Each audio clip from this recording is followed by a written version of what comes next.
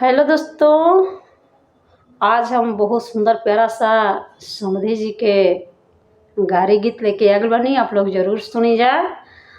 तो देखिए, एगो समधी जी के बहिनी कतना लालची भइल बड़ी आ का करताड़ी। आप लोग गीत के माध्यम से जरूर सुनब जा। अगर हमारे इस समधी जी के गारी गीत अच्छा लगी तो आप लोग शेयर कमेंट जरूर करब जा और लाइक करब जा। शेयर करी जा कि वीडियो हमारे आगे बढ़ो। हमारा वीडियो बहुत पीछे बा।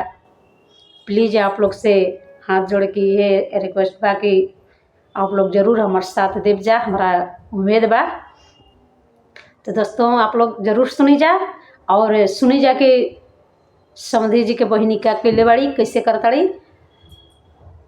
अरे हमरो साहेब जी बड़ी शौकीन सुनिए समधी। हमरो साहेब जी बड़ी शौकीन सुनिए समधी। अपना दुआर पर केला लगौले सुनिए समधी। अपना दुआर पर केला लगौलन सुनिए समधी। राउरा बहिनी छाटल छिनार सुनिए समधी। राउरा बीबी छाटल छिनार सुनिए समधी। छाटल छिनार सुनिए समधी। अरे केला के लोभे हजारों बार आवस सुनिए समधी। केला के लोभे हजारों बार आवस सुनिए समधी।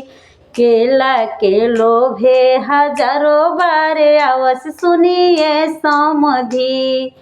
पाकल केरा छिल छिली खैली सुनिए समधी। पाकल केरा छिल छिली खैली सुनिए समधी। अरे कच्चा केला ढकेल ले जास सुनिए समधी। कच्चा केला ढकेल ले जास सुनिए समधी। कच्चा केला ढकेल ले जास सुनिए समधी।